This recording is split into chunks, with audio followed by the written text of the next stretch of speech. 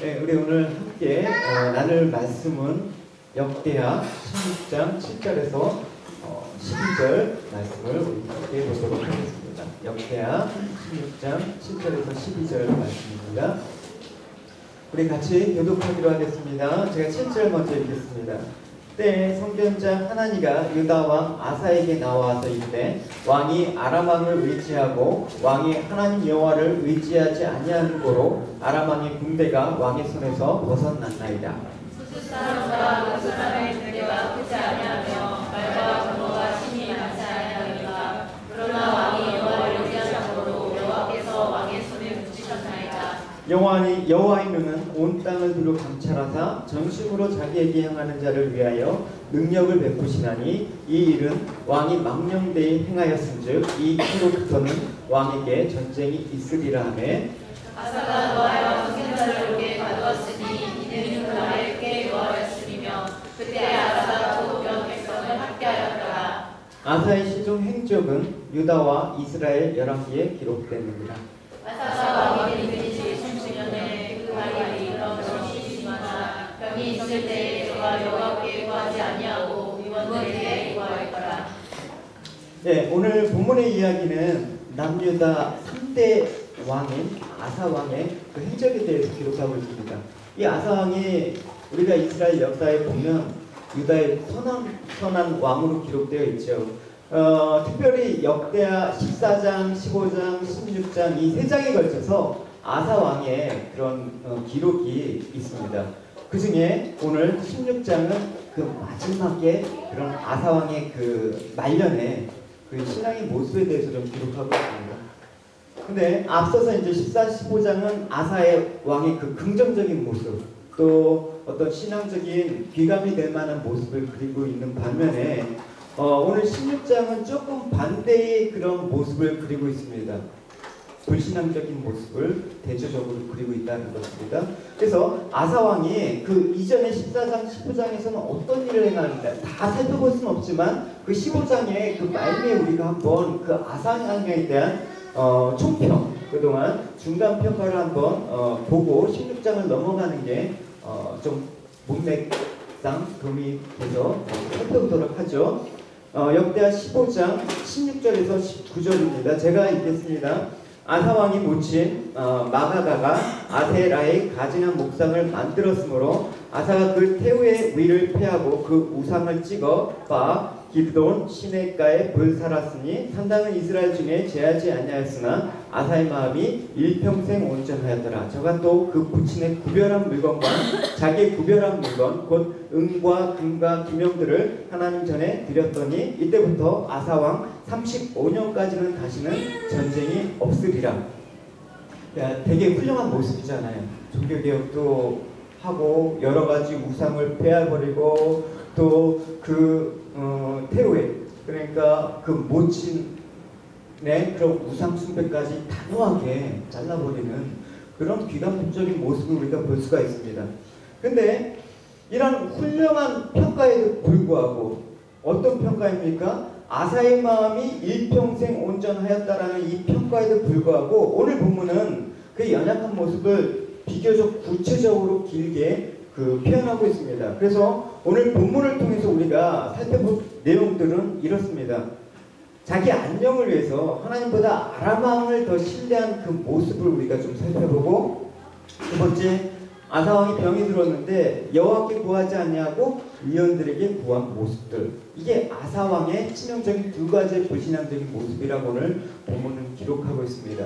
그리고 세 번째, 하나님께 구하지 아니한 아사 왕의 모습을 통해서 우리가 아사 왕의 모습을 반면 교훈 삼아서 우리가 정말 믿음으로 산다라는 게 본질적으로 어떤 것인가, 하나님께 구하는 삶의 모습이라는 건 과연 무엇인가에 대한 그런 물음을 갖고 우리가 세 번째 단락에서 나눠보도록 하겠습니다. 첫 번째, 우리가 위기 속에서 누구를 의지하는지 한번 우리가 살펴볼 필요가 있습니다. 오늘 첫 번째 보면 16장에서 보면 그 아사 왕이 북이스라엘 그 2대 왕인 바사의 친혈을 받아서 국가적인 위기에 처하게 되어 있는 장면이 있습니다. 그런데 우리 인생에서 어떤 위기가 나타날 때 사실은 늘 하나님만 의지합시다. 늘 하나님을 바라봅시다. 우리는 정답을 알고 있고 또 가끔 기특하게 그렇게 잘 하기도 합니다. 근데 중요한 게 있지 않습니까? 중요한 거는 그게 언제나 어느 때나 조건 없이 불변한 그런 모습으로 나가야 되는데 한결같지 않다는 게 우리의 한계고 문제라는 것을 우리는 늘 경험하게 되죠. 오늘 이와 같은 상황들이 사실은 되기 전에 아사는 사실 미리 경험한 그 스토리가 있습니다. 그게 뭐냐면 과거에 어떤 일이 있었냐면 오늘 바하사 왕의 침입을 받기 이전에 사실 전쟁에서 크게 승리한 경험이 있었습니다. 그게 14장에 있는 내용입니다. 우리 같이 읽어보고 계속 나누도록 하죠. 같이 읽어보겠습니다. 그 하나님 여호와께 부르짖어 가로되 여호와여 강한 자와 약한 자 사이에는 주밖에 도와줄 이가 없사오니 우리 하나님 여호와여 우리를 도우소서. 우리가 주를 의지하며 주의 이름을 의탁하고 이만 우리를 치러왔나이다. 여호와여 주는 우리 하나님이시오니 원컨대 사람으로 주를 이기지 못하게 하옵소서 하였더니 여호와께서 부스 사람을 아사와 유대 사람 앞에서 쳐서 패하게 하시니 부스 사람이 도망하는지라. 어떻습니까? 굉장하죠. 그러니까 과거 애굽의 100만 대군을 하나님을 의지해서 물리친 적이 있습니다. 이런 대단한 신앙적인 경험과 또 신앙의 어떤 자리에서 승리를 했던 아사 왕이었단 말이죠. 근데 오늘 본문은 그런 신앙적인 그 훌륭한 모습의 아사 왕의 모습은 온데간데 없어져 버린 것을 알 수가 있습니다. 그러니까 어떤 상황입니까? 막 지금 이스라엘 바하사 왕이 막 쳐들어오고 있습니다. 눈앞에 큰 무리들이 군대가 몰려오자 아사 왕이 쉽게 말해서 쫄았어요. 쫄았단 말입니다. 그래서 그 아사 왕이 그 위기를 벗어나기 위해서 많은 돈을 들여서 아람 왕 베나다스에게 원조를 구합니다. 저희 좀 도와주십시오. 원래 아람 왕은 사실은 북이스라엘과 동맹을 맺은 상태인데 저자하고 동맹을 무리하게 맺읍시다. 그래서 저들을 좀 물리쳐 주십시오라고 중간에 그렇게 아사 왕이 어떤 정략적으로 제안을 하게 되는 것이죠. 오늘 본문에 속해 있는 전반절 1절과 3절까지 한번 내용을 보시고 우리 계속 나누도록 하겠습니다. 제가 2절까지 읽겠습니다. 아사왕 36년이라는 것은 이미 시간이 좀 흘렀다라는 것이죠. 사실 대략 아사왕이 어떤 종교개혁과 태평성대를 이루고 한 10년 지난 시점이라고 학자들은 보고 있습니다. 10년 동안 편안했죠. 아무런 신앙적인 도전도 없고 내 믿음 이 정도면 괜찮지, 내가 잘해서 하나님께 복을 받는 거지라는 어떤 좀 안일한 가운데 있었으면 우리가 이 36년이라는 그런 시간이라는 그런 말로 우리가 짐작할 수는 있습니다. 네, 계속 읽겠습니다. 이스라엘 왕 바하사가 유다를 치러 올라와서 라마를 건축하여 사람을 유다 왕 아사에게 왕래하지 못하게 한지라. 아사가 여호와의 전 곡간과 왕궁 곡간에 임금을 취하여 다메섹에 거한 아람 왕 베나다스에게 보내어 가로되 내 부친과 당신의 부친 사이와 같이 나와 당신 사이에 약조하자. 내가 당신에게 능력을 보내노니 와서 이스라엘 왕 바하사와 전 약조를 깨뜨려서 저도 나를 떠나게 하라 하매. 네, 그래서 이렇게 아사 왕이 지난날의 어떤 신앙적인 경험들을 잊어먹고 지금 베나다스에게 동맹을 맺자라고 제안했는데 이제 오늘 본문은 그래서 이렇게 시작합니다. 이런 아사 왕의 모습에 대해서 성견자 하남이라는 그런 사람이 이렇게 지적하고 있습니다. 오늘 7절과 8절을 다시 한번 우리 읽도록 하겠습니다. 자, 때에 세우나 하나님과 유대 왕 아사에게 나와서 이르되 왕이 아람 왕을 의지하고 왕의 하나님 여호와를 의지하지 아니하므로 아람 왕의 군대가 왕의 손에서 벗어났나이다. 부스 사람과 롯 사람의 군대가 크지 아니하며 말과 규모가 심히 많지 아니하더니까. 그러나 왕이 여호와를 의지하므로 여호와께서 왕의 손에 붙이셨나이다. 예, 여기 7절에 보면 왕의 손에서 벗어났나이다 라고 나오죠. 그리고 8절에 어떤 말이 있습니까? 왕의 손에 붙이셨나이다. 벗어났다, 붙이셨다. 이건 좀 대조적인 의미가 있겠죠. 그러니까 과거에 어떤 모습이냐면 과거 아사 왕이 여호와를 의지할 때는 하나님께서 정권을 그의 손에 붙이셨다라는 표현을 쓰고 있습니다.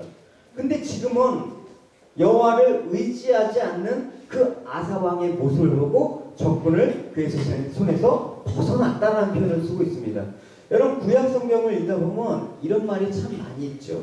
손에 붙이셨다라는 의미를 참 많이 반복적으로 쓰고 있습니다. 이 붙이셨다라는 이 나탄이라는 말은 어떤 거냐면 하나님께서 그의 백성들에게 100% 확실하게 승리를 보장할 때 붙이셨다라는 말을 쓰고 있습니다. 이거는 빼도 박지 못한 정해진 것입니다. 승리. 이게 어떤 의미가 있냐면 좀 더 이 어원에 대해서 추적해서 들어가 보면 어떤 말이냐면 여러분 그 짐승들 있잖아요. 새들이나 이게 가끔 저희가 이제 그 나비 또 기저리 뭐 이렇게 고양이가 저희 옛날에 살던 곳도에 여러분 기억하시죠? 그럼 가끔 어미가 얘가 저는 질색인데 쥐를 가끔 잡아와요. 근데 죽인 게 아니라 약간 크로키 상태에서 왔다 갔다 그냥 그 정신을 못 차린 쥐를 딱 물어다가 새끼들을 줘요. 왜 줍니까? 갖고 놀으라고. 네. 그러니까 이 쥐는 오도가도 못하는 거예요. 이 쥐가 그냥 놀이개 삼어. 내가 이 쥐를 너희 손에 붙이셨다. 이런 말이에요. 그러니까 부모가 사냥감을 잡아서 그 자녀의 손에 쥐어주면서 마음대로 처리하게 하는 것처럼 이 붙이셨다는 말은 이 왕이 여호와를 의지할 때 하나님께서 정권을 잡아다가 아사 왕에 쥐어줬다는 거예요. 너 마음대로 해. 그래도 얘는 죽을 거야. 너가 이겨. 갖고 놀아. 뭐 이런 의미가 붙이셨다라는 말이에요. 그러니까 여러분 성경은 늘 얘기하죠. 하나님의 구원은 사람의 많고 적음이나 어떤 우리의 능력이나 잘남이나 우리의 지혜나 똑똑함이나 이런 것과 관계가 없다라는 것을 우리가 늘 확인하는 것이죠. 여러분 우리가 어려서부터 들어왔던 잘 아는 스토리 있지 않습니까? 다윗과 골리앗 얘기. 근데 여러분 우리는 늘 살면서 하나님보다 다른 요소들 예컨대 여러분 뭐가 있습니까? IQ 몇이야? 뭐 재력, 외모, 성적 뭐 이런 어떤 외적인 모습이 우리에게 승리를 결정짓는다라는 그 요소로 늘 착각합니다. 물론 뭐 그런 게 전혀 영향이 없다라고 얘기는 못하겠지만 사실은 그게 우리 삶을 아주 결정적으로 뭔가를 결과를 내는데 결정적인 요소는 아닌 것입니다. 그러니까 우리의 삶에 있어서나 볼 때 성공과 실패나 어떤 승리와 패배를 좌우하는 그 모든 결정적인 요인은 사실은 모든 만물을 하나님 당신의 뜻대로 섭리해 가시는 하나님에 대한 그 믿음이라는 것을 우리가 놓치면 안 되는 것입니다. 여러분 성경에서 보십시오. 이스라엘이 치른 전쟁 중에서 과연 군사적 어떤 우열이나 뭐 이스라엘 군대의 어떤 뭐 외부적인 요소로 드러난 객관적인 전력에 의해서 뭐 승패가 결정된 일이 어디 있었습니까? 뭐 여리고가 이스라엘 군대의 힘으로 무너졌습니까? 반대로 뭐 이스라엘 전력이 아이성보다 약해서 패했습니까? 모두가 아니죠. 오로지 하나님께 대한 그 믿음의 유무에 따라서 하나님께 대한 우리의 바른 신앙 자세에 따라서 사실 이스라엘의 승패가 결정되었다라는 것을 우리가 늘 구약에서 찾아볼 수가 있습니다. 요한 1서는 어떻게 말하고 있는지 우리 같이 읽어보도록 하겠습니다. 시작. 그저 하나님께로 나는 자보다 세상을 이깁니다. 세상을 이김은 이것이니 뭐예요? 우리의 믿음이다. 우리 믿음. 그래서 우리 찬양을 있지 않습니까? 믿음이 이기네, 믿음이 이기네, 주 예수를 믿음이 온 세상 이기네. 여러분 오늘 본문에서 이렇게 아사 왕이 아람 왕 베나댓을 의지한 행위를 가리켜 선지자가 뭐라고 얘기하고 있습니까? 9절에 특별히 보면 이 일은 왕이 망령대행하였다라고 합니다. 망령대행. 이 망령대행한다는 말 자체 어감은 여러분 좀 좋지가 않죠 사실은. 뭐예요? 이 사갈이라는 이 말은 어리석게 굴다라는 의미인데 이건 어떤 지적인 어떤 어리석음이 아니에요. 뭐 못 배웠고 뭐 잘 배웠고 이런 세상적인 지식의 어리석음이 아니라 영적으로 갖춰야 될 것들을 갖추지 못한 상태. 이 어리석음을 이 사칼이라는 말을 쓰고 있거든요. 여러분 이 단어가 성경에서 좀 더 어떻게 쓰였는지 알아보시면 이 의미를 조금 더 망령되겠다라는 의미를 조금 더 자세히 아실 수 있을 것 같습니다. 어떤 경우냐면 그 사울왕이 사무엘이 오기 전에 제사를 드려버렸잖아요. 겁나니까 백성들의 그 이목도 있으니까. 그래서 하나님의 제사를 자신이 주관하는 일을 가지고 사무엘이 질책할 때 이 사갈이라는 말을 썼어요. 어리석다, 망령되이 행했다라는 말을 쓰고 있습니다. 같이 읽어보겠습니다. 시작. 사무엘이 사울에게 이르되 왕이 망령되이 행하였도다. 왕이 하나님 여호와께서 왕에게 명하신 명령을 지키지 아니하였도다. 그리하였다면 여호와께서 이스라엘을 위해 왕의 나라를 영원히 세우셨을 것이오늘. 예. 그리고 또 한 군데만 더 봅시다. 하나님과 뜻에 상관없이 다윗이 이제 말년에 야, 내가 이 정도면 참 위대한 업적을 이뤘지 하면서 인구조사를 했어요. 그래서 다윗이 이렇게 인구조사를 할 때 한탄하면서 이런 고백을 하고 있습니다. 같이 읽어보도록 하겠습니다. 시작. 다윗이 이곳을 조사한 후에 그 마음에 만색하고 여호와께 아뢰되 내가 이 일을 행함으로 큰 죄를 범하였나이다. 여호와여 이제 강과 없나니 주의 죄를 사하여 주옵소서. 내가 심히 미련하게 행하였나이다 하니라. 예, 같은 어원을 쓰고 있습니다. 사칼이라는 미련하다, 망령되있다, 어리석다, 바보 같다. 결국 영적인 지혜가 없다라는 소리예요. 그러니까 오늘 본문에서 선견자 하나니가 아사 이런 영적인 어리석음을 나타내기 위해서 이렇게 망령대행했다라고 얘기해봤습니다. 성경은 모든 만물의 창조주이시며 주권자인 여호와를 의지하지 않고 한갓 피조물에 불과한 인간을 의지하는 것이 얼마나 어리석은가를 역력히 표현하고 있습니다. 그래서 이사야 선지자는 이렇게 말했습니다. 너희는 인생을 의지하지 말라. 그의 혁은 코에 나니 수에 칠까지가 어디 있느냐. 그러니까 셈할 가치도 없다는 거예요. 여러분, 과연 이런 우리가 정말 셈할 가치도 없는 이런 우리가 인생을 살아가는 데 있어서 여러분 어떤 큰 문제가 닥쳐온다고 할 때 여러분 과연 그 문제에 대한 올바른 해답, 어떤 올바른 진단을 할 수 있느냐라는 것을 우리는 물음을 닫아야 되는 것입니다. 진지하게.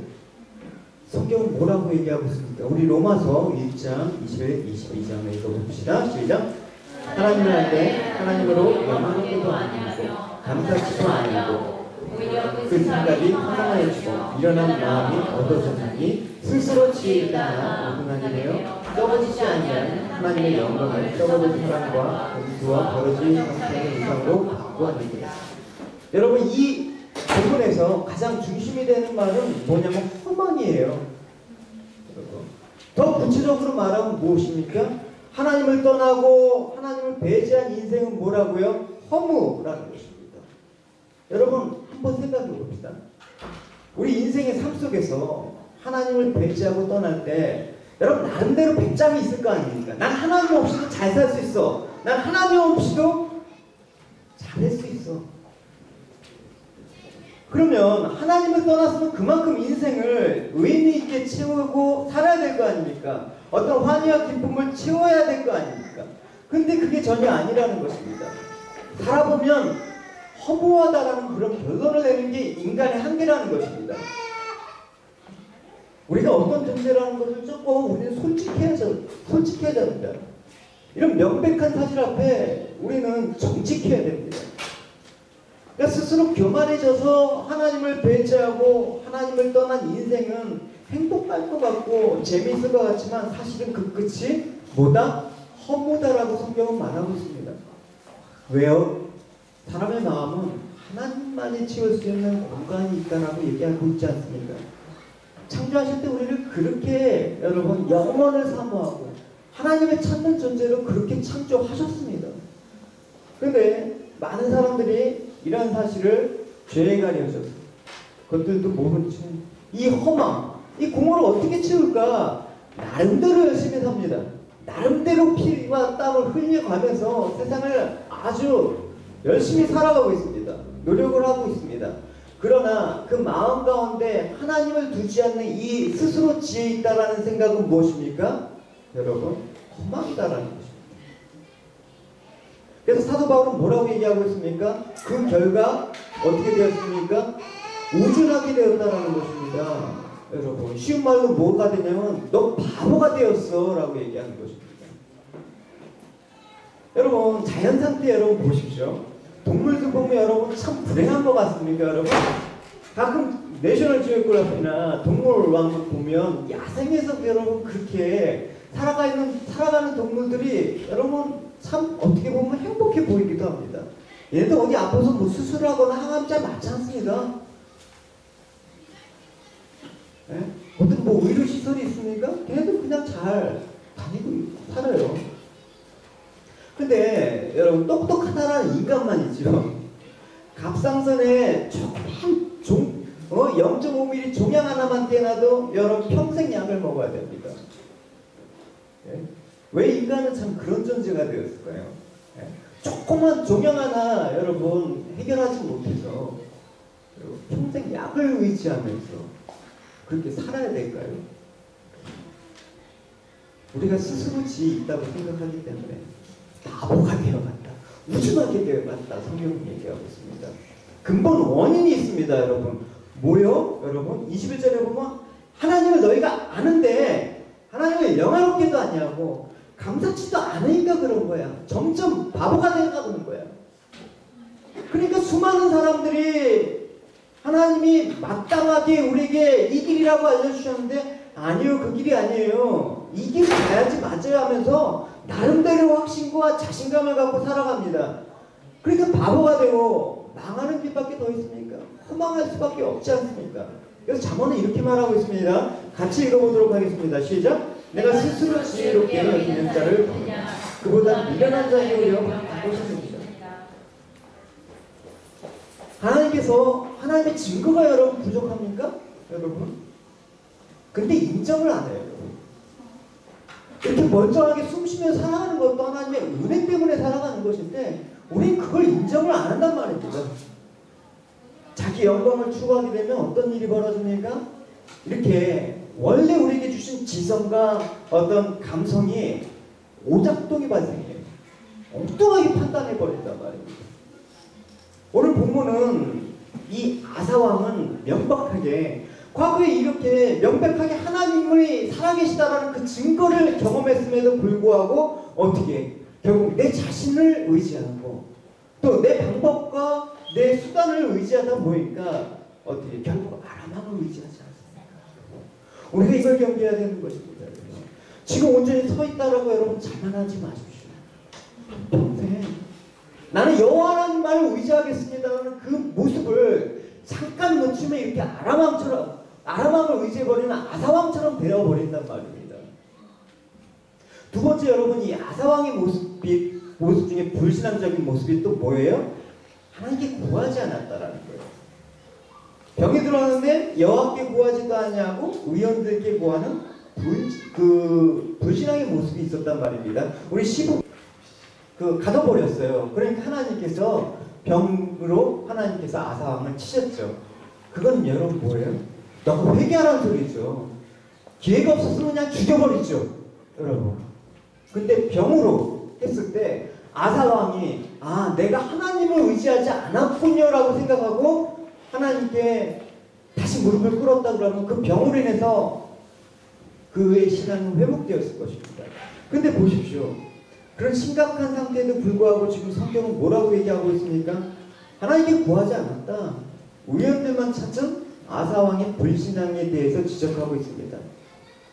여기서 구하지 아니하고라는 그 론은 아니하고라는 그는 그 부정이거든요. 아주 절대 부정, 때문입니다. 그러니까 구하다라는 여기서 구하다라는 것은 다라시는 뭐냐면 찾아가다, 찾고 구하다. 근데 이게 완료형으로 썼단 말입니다. 그러니까 이 말은 뭐예요? 병에 걸려갖고 단 한 번도 하나님께 기도도 안 하고 단 한 번도 하나님을 의지하지 한 적 없고 그냥 무조건 병원만 주구장창 갔다라는 거예요. 단 한 번도. 병원 다니는 게 뭐 잘못된 일이겠습니까? 당연히 병원 다녀서 주사도 받고 약도 먹어야죠. 근데 아사왕은 단 한 번도 하나님을 의지하거나 바라보거나 그거에 대해서 물어본 적이 없다라는 것을 우리는 교훈 삼아야 되는 것입니다.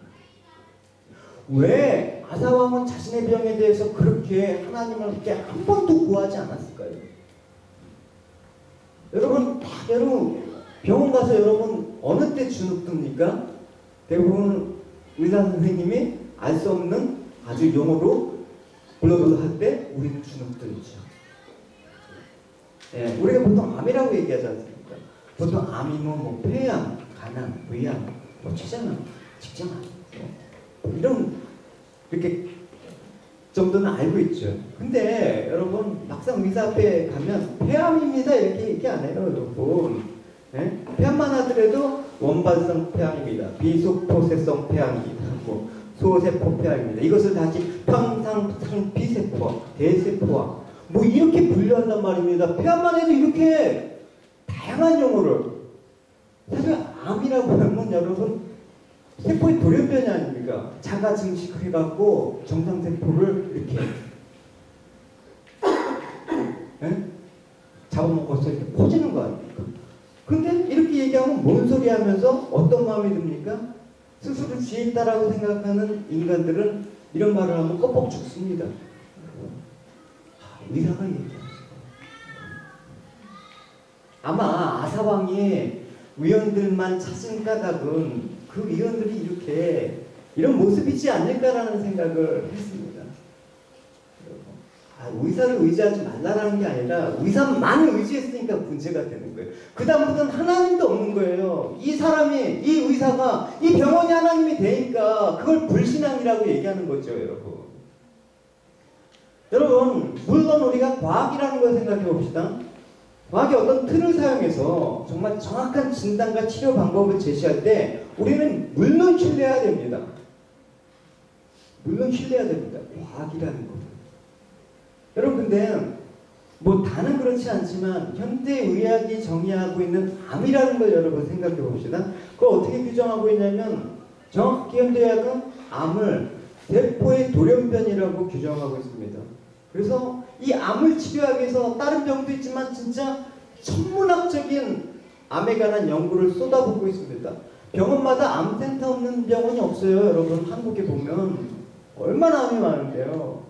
최근 10년에 갑상선 암의 증가율이 15배가 증가했다고 얘기합니다. 세계 역사상 유례 없는 그런 증가율입니다. 원인은 나중에 얘기하겠습니다. 그러니까 여러분 왜 이렇게 막대한 암에 대한 연구와 투자와 뭐 그렇게 노력에도 불구하고 왜 이렇게 정복을 못하는 것인가 라고 생각해 볼 때 출발이 뭐예요? 돌연변입니다. 돌연변이라는 뜻은 뭐예요? 어원적인 의미는 알 수 없다라는 거예요, 여러분. 설명할 수가 없다라는데, 그러니까 이 알 수 없고 설명할 수 없는 여기서부터 우리가 어떤 사실을 쌓아 나간다 칩시다. 근데 출발이 여러분 내가 알 수 없는 거에서 쌓아놨을 때 여러분 그 결론이 여러분 올바를 수가 없다라는 거예요, 여러분. 시작이 여러분 확실한 변하지 않는 어떤 근거에 의해서 여러분 거기서 하다 그러면 발전이 되죠, 여러분. 암에 대해서는 뭐 계속 공부하면서 참 많은 사실을 알게 됐습니다. 그러니까 모르는 거 위에 어떤 사실을 더해진다, 그게 과학입니까, 여러분? 그건 비과학이에요, 여러분. 이런 비과학의 논리를 세우면 결국 한계를 드러낼 수밖에 없다는 것입니다. 여러분, 세상의 문제는 있죠. 전제 없이는 성립할 수가 없습니다. 무엇이든지 전제가 있습니다. 그래서 여러분 질문을 하면 어떤 여러분 습관이 좋냐면 그 질문에 대해서 한번 질문을 해보십시오. 너는 그럼 왜 그런 질문을, 왜 너는 그럼 이거에 대해서 어떻게 생각하는지 질문을 해보면 과연 그 질문의 전제 조건이 무엇인지 알 수가 있어요. 그게 잘못됐다 그러면 질문할 가치도 없어요. 가끔 뭐 제자들도 그렇고 뭐 바리새인들이나 세상 사람들 예수님 앞에 질문을 던지지 않습니까? 근데 예수님 엉뚱한 대답하는 것 같아요. 근데 그게 엉뚱하지가 않아요. 왜? 그 질문 자체가 이미 전제 조건이 여러분 잘못되었기 때문에, 없기 때문에. 결국 전제가 잘못되었기 때문에 우리가 아무리 노력하고 아무리 지혜 있는 그런 뭐 부분들을 가지고 간다고 해도 온전한 목적지에 갈 수가 없습니다, 여러분. 제가 논산행 버스를 탔습니다. 이제 그 효진이 집에 신방 가기 위해서 논산행 버스를 타고 이제 갔습니다. 금호고속. 매표소 앞에서 저 일반석 주십시오라고 했는데 우등밖에 없대요. 그래서 우등을 타고 갔습니다. 조금 럭셔리한 의자에 앉아서 갔습니다. 이코노미석보다 좋더라고요, 비행기. 근데 거기 딱 가서 이제 봤더니 뭐 있었냐면 그 햇빛 가리개 그 앞에 전면 유리창에 있지 않습니까? 거기에 그렇게 써 있더라고요. 금호고속이 추구하는 가치와 최종 목적은 고객의 행복입니다. 그 말을 꽤 오래 묵상을 했어요. 그랬더니 이제 고객의 행복이 목적이다. 근데 옆에 이렇게 보니까 거기에 뭐라고 했냐면 이 버스는 고객의 안전을 위해서 차선 이탈 방지 장치와 차간 거리 유지 안전 장치, 속도 제한 장치가 장착되어 있는 버스입니다. 그래서 이 회사의 모티브가 고객의 행복이라면 어떤 안전의 중심을 주고 있는 것인가? 라고 물어봤어요. 제가 물어봤어요. 스스로. 그러면서 제가 운전기사분 바로 뒷자리에 앉아서 계기판을 유심히 봤어요. 갈 때까지. 과연 그 장치들이 작동을 하나? 하나도 작동 안 돼요. 이게 무슨 아이러니예요, 여러분? 100km, 110km 막 추월하고 차간거리 어디서 막 금도 밟고 여러분. 난리던데요, 뭐. 가끔 막 시급하게도 운전하고. 그러니까 이거는 말이 안 맞는 거예요, 여러분. 이게 고객 행복입니까? 저의 행복은 뭐예요? 고속버스만 타는 걸 볼 때 저는 일반석 타고 저렴하게 가는 게 행복이에요. 그리고 좋은 의자 안 앉아도 된다니까요, 여러분. 편하게 안 가도 좋아요. 일반석만 와도 충분히 편해요. 그게 행복인데 여기서는 고객의 행복은 이겁니다라고 딱 규정해놓고 여기에 와야지만 행복한다라고 얘기해요, 여러분. 그래서 버스 타고 가도 하나도 안 행복했어요. 행복이 무엇인지도 모르고 고객의 행복을 추구하니까 이거는 미스매치가 되는 것입니다.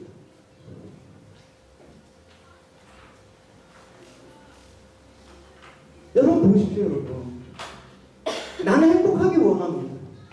나는 행복한 삶을 꿈꿉니다. 근데 그 행복에 여러분 그 행복이 뭡니까? 그것도 모르고 우리는 그냥 어떤 성취 중심으로 가는 거예요. 그러니까 여러분 어떤 목적도 없이 돈도 벌고 목적도 없이 일을 하고 그러니까 공허한 거죠, 여러분. 여러분 그런 것입니다, 여러분. 여러분 우리 지구과학 때 배우지 않았습니까? 천동설과 지동설 여러분 어느 거 믿습니까? 까먹으신 분 있습니까? 지동설은 지구가 태양을 중심으로 돈다라는 거예요. 천동설은 지구 중심으로 태양과 이런 거 행성들이 빙빙 돈다라는 것입니다. 지구가 중심이. 그러니까 예전에 중세 때까지는 지구가 태양을 중심으로 돈다, 천동설. 그러니까 지구를 중심으로 태양이 돈다라는 천동설을 지배적으로 믿고 있었다라는 것입니다. 그게 1500년 동안. 그게 천동설이지 않습니까? 그러다 코페르니쿠스가 그게 아닌 것 같아. 반론을 제안했어요. 그리고 그걸 확증한 게 뭐예요? 갈릴레오가 그거 아니다. 내가 관측해 보니까 그게 아니라 지구가 움직이는 거더라. 그래서 지동설이 맞다라고 주장했습니다. 그로 인해서 로마 캐톨릭이 난리가 나지 않습니까? 그래서 파문을 합니다. 근데 시간이 지나니까 갈릴레오가 주장한 게 맞거든요. 지동설이 맞아요. 그러니까 이제 우리도 저 학교 다닐 때도 지동설이 맞다라고 배웠습니다. 근데 그 부작용이 뭐냐면 그 로마 캐톨릭 교회는 반대를 했거든요. 그러니까 사람들의 인식은 뭐예요? 예수 믿는 사람들은 신앙은 좋지만 객관적인 지식에 대해서는 참 무지하다. 라는 인식을 갖게 되는 것입니다. 그러니까 성경은 사실과 동떨어진다라는 그런 개념을 갖게 되었다는 것입니다. 그러면서 어떻게 르네상스 시대를 거쳐서 어떤 경험주의와 이성주의, 현대주의 사조가 이렇게 막 몰려들지 않습니까? 모든 것들이 인간이 중심이야. 그러다 보니까 여러분, 암을 극복하는 것도 뭐예요? 성경이 아니라 과학을 따라야 된다고 얘기하고 있어요. 아니, 뭐 의사 뭐 이렇게 얘기하면, 아이 목사님 그냥 기도만 해주셔. 응? 그냥 기도만 해주셔. 세상적인 살아갈 때도 뭘 얘기하면, 아 목사님 그냥 기도만 해주셔. 우리는 그냥 여기서 잘 살게 기도만 해주셔. 다 이런 분위기예요, 여러분. 여러분. 그러니까 목사님 부담짓거리나 하고 자빠졌죠. 아 죄송합니다.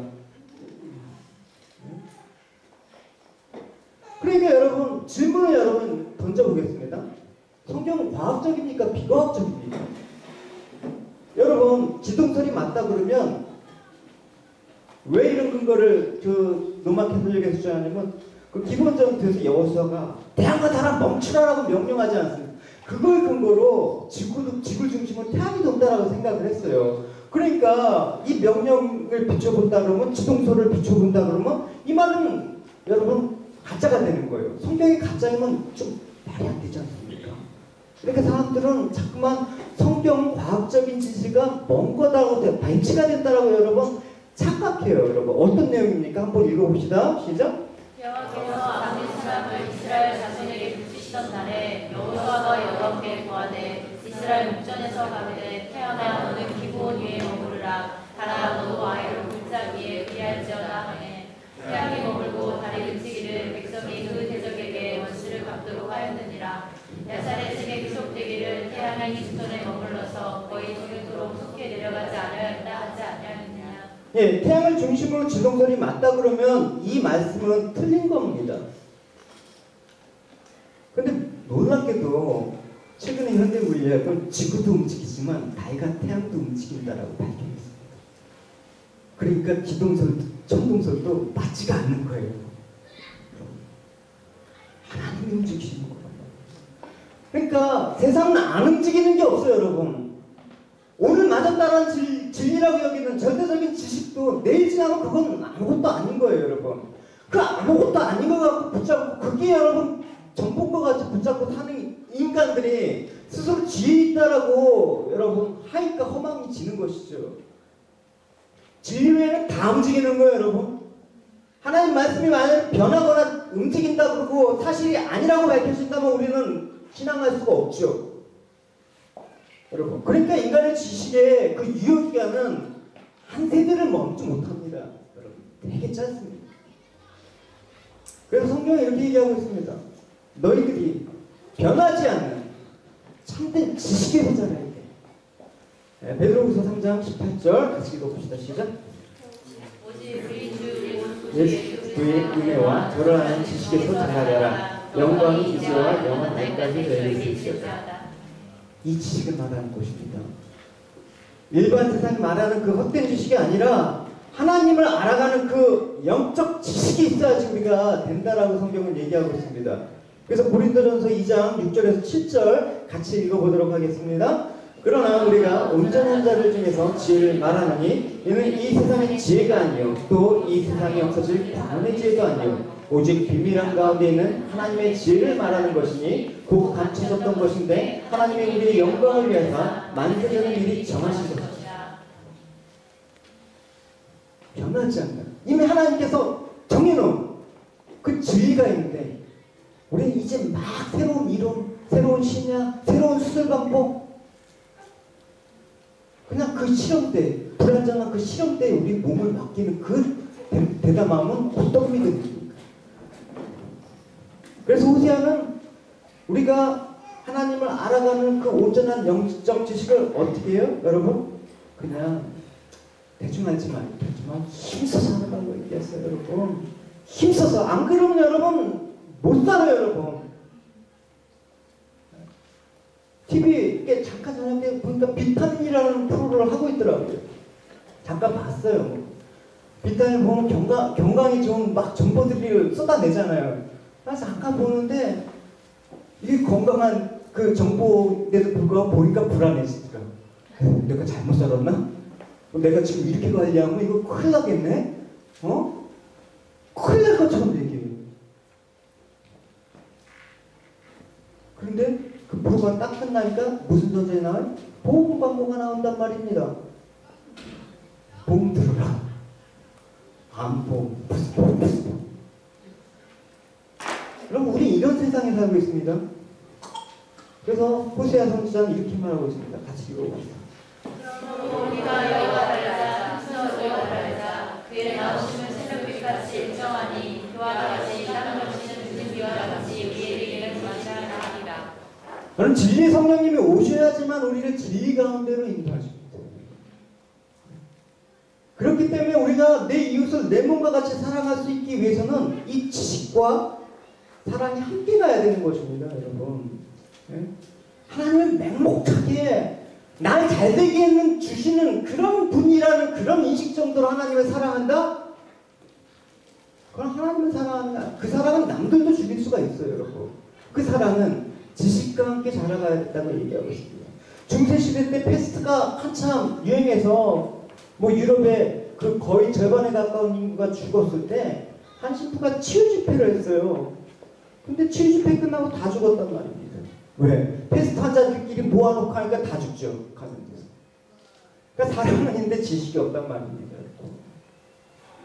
지식이라는 것은 정말 하나님이 우리를 창조한 그 원리, 하나님 말씀의 원리 안에서 우리 삶들을 어떻게 맡길 것인가, 어떻게 관리할 것인가 하는 것들을 아닙니까, 여러분?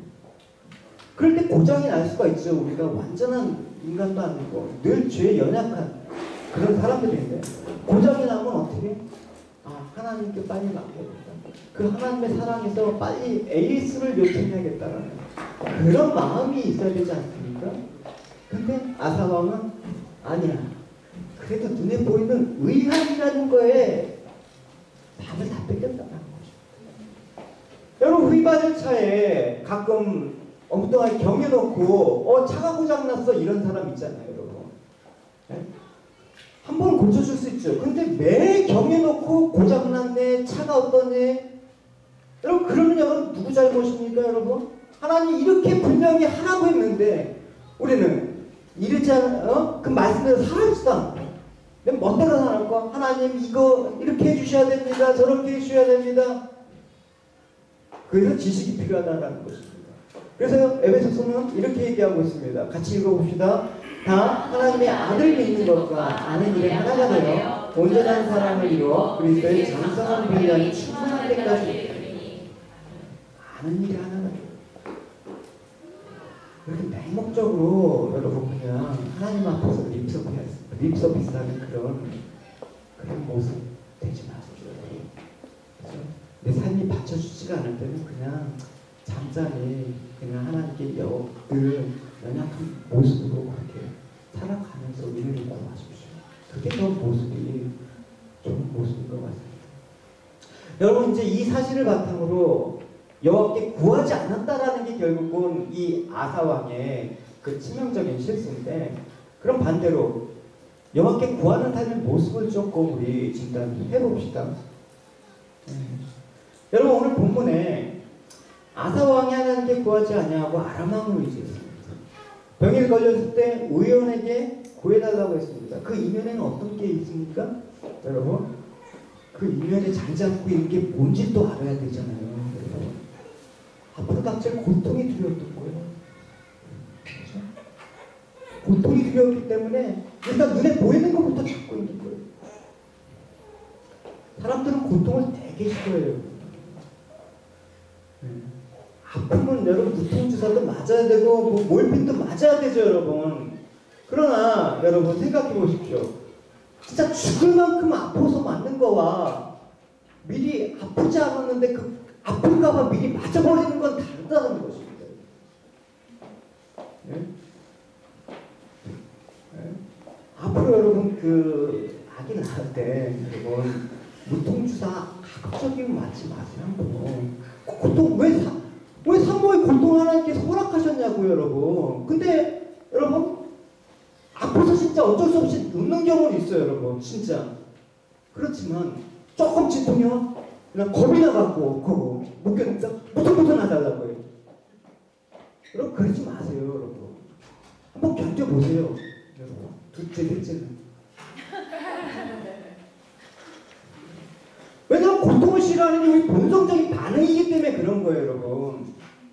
왜 세상의 고통을 하나님께서 맛보게 하셨느냐라는 그런 물음에서 한다고 한번 견뎌보십시오, 여러분. 아이, 목사님 남자라서 몰라. 애기를 낳았어야지 알지.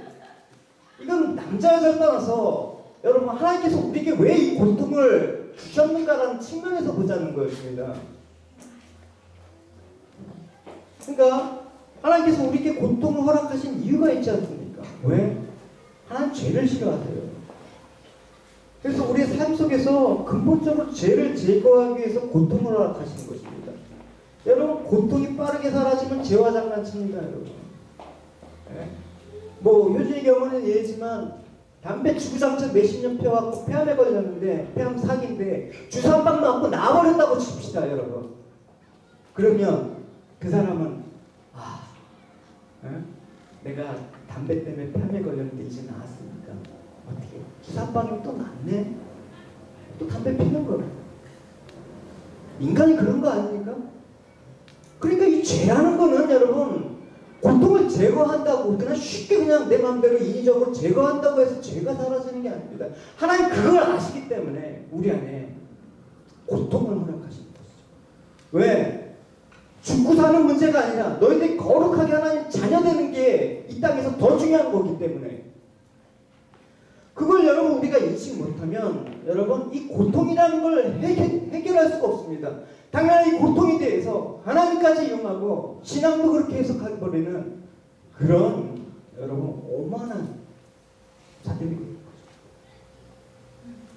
그래서 여러분 하나님의 고통의 그런 현실을 주실 때 하나님의 기대하는 바를 여러분 생각해 보십시오. 그리고 그걸 통증은 여러분 본질적으로 좋은 것입니다. 고통. 자동차 여러분 타고 갈 때 여러분 저는 항상 아내한테 해지라고 듣는 게 있어요. 타고 가다가 기름에 경고등이 빡 들어오잖아요.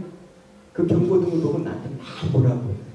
왜? 부드러울 때까지 이러고 있어. 그걸 못 봐줘. 그래서 기름이 없을 때는 아내를 안 태우고 다녀요. 근데 불이 만약에 안 들어왔다고 칩시다, 여러분. 제가 그래서 전에 한번 차가 중간에 쓴 적이 있어요. 불이 안 들어와. 계기판에 불이 들어오는 건 좋은 거 아닙니까, 여러분? 그거 보고 기름 넣어야겠구나. 지금 오일이 누수가 되는구나. 그럼 우리에게 고통이라는 건 그런 겁니다, 여러분. 내가 뭔가 하나님의 그런 창조의 원리에서 섭리에서 빗나갈 때 하나님께서 그게 아니다라는 사인을 주시는 것입니다. 놀라운 하나님의 메커니즘입니다. 여러분 문둥병자라고 하는 그 한센병을 가지신 분들의 가장 큰 고통은 뭡니까? 아이러니하게 고통을 느낄 수 없다는 게 가장 큰 고통이에요, 여러분. 팔이 떨어져 나가도 몰라요, 여러분. 악수하다 보니까 팔이 뚝 떨어져 나가도 모른단 말이에요. 그러니까 여러분 제가 통증이 올 때 통증약을 사용하는 걸 정죄하라는 그런 얘기 아닙니다. 여러분. 그러나 미리 그 고통이라는 것을 겁을 먹기 때문에 그 고통을 회피하기 위해서 그것 때문에 하나님의 은혜의 통로를 인위적으로 차단하고 결국은 하나님을 신뢰하지 못하고 많은 그 아사왕의 모습을 보란 말입니다. 암 종양이 과연 사라지는 게 좋습니까? 맨날 사라져야 돼, 없어져야 될 놈이 아니까 수술에 항암제도 재발이 되잖아요, 여러분. 네? 암으로 죽는 경우보다 항암 치료하다 죽는 게 태반사예요. 왜? 낫는다고 한 그 행위들이 왜 그런 결과를 냅니까?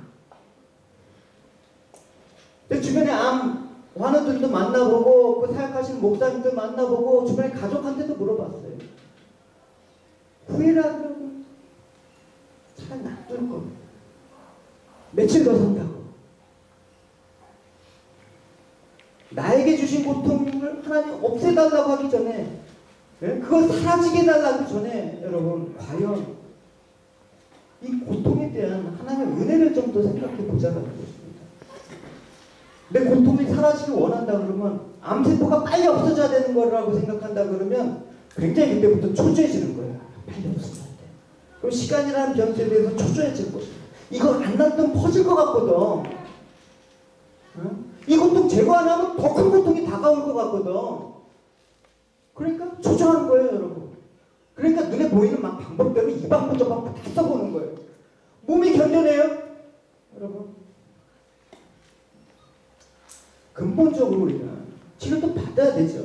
근데 뭐 암이나 우리가 닥치는 고통 가운데 여러분 가장 암이나 어떤 고통 현실을 극복하기 위해서는 내가 이걸로 좌절하지 않겠다, 절망하지 않았다, 이걸로 쓸데없는 낭비를 하지 않겠다라는 때부터 여유가 생기는 것입니다.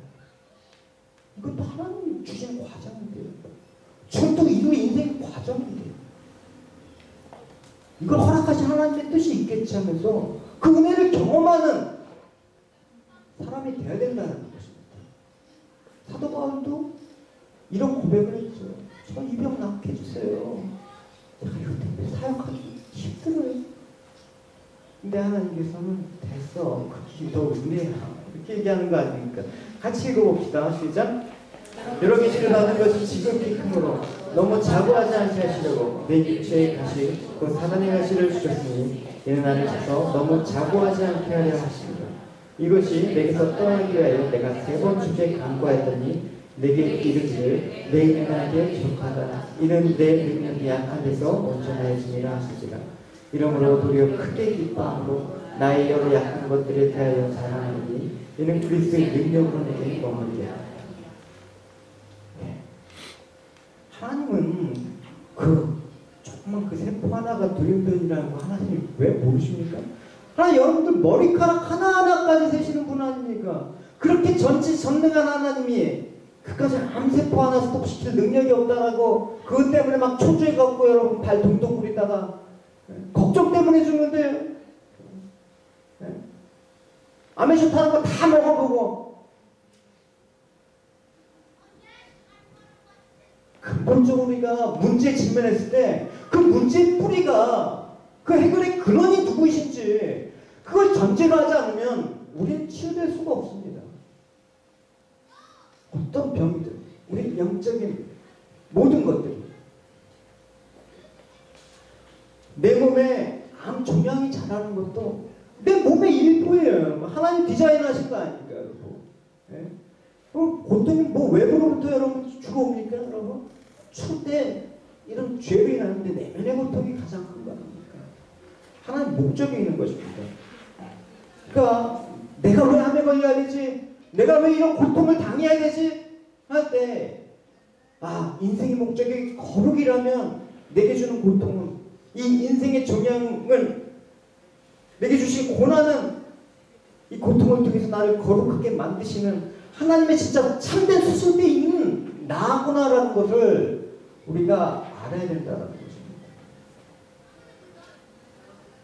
하나님 앞에서는 여러분 겸손하고 두려워야 되지만 여러분 왜 이런 고통에 대해서 우리는 이렇게 나약하지만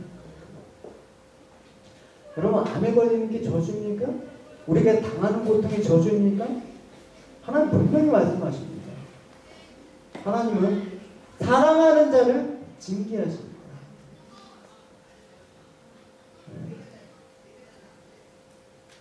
마귀가 장난하는 겁니까? 여러분? 마귀가 장난하는 건 따로 있죠, 여러분. 잘 분별하십시오, 여러분. 어머나 마귀 잡아단다고 막 힐링 치료한다고 복석을 뜨는 그런 거예요, 여러분. 확 속으면 여러분 그 병치한다 기도가 하고 여러분 그냥 지금 관계선 다 날려버리는 거예요. 히브리서 12장 5절 같이 읽어봅시다. 시작. 또 아들들에게 권하는 것 같이 너에게 권면하는 말씀을 잊었다 이랬을 때 내 아들아 주의 징계하시는 경험하지 마라. 그의 부지런함을 받을 때 또 우리 말씀 잊을 수도 있잖아요, 여러분. 우리가 기억력이 어제 들은 말씀 오늘 잊을 수가 있어요. 그럴 때 하나님께서 잠깐 졸침하면서 툭 칠 수 있어요. 어이 기분 나빠 하면서 교회 안 나오지 말고 아니 하고 잘 예배 드려. 주일 성수 잘해. 그러면 나를 권면하시는 하나님 사인이구나 하면서 그게 겸손이죠, 여러분.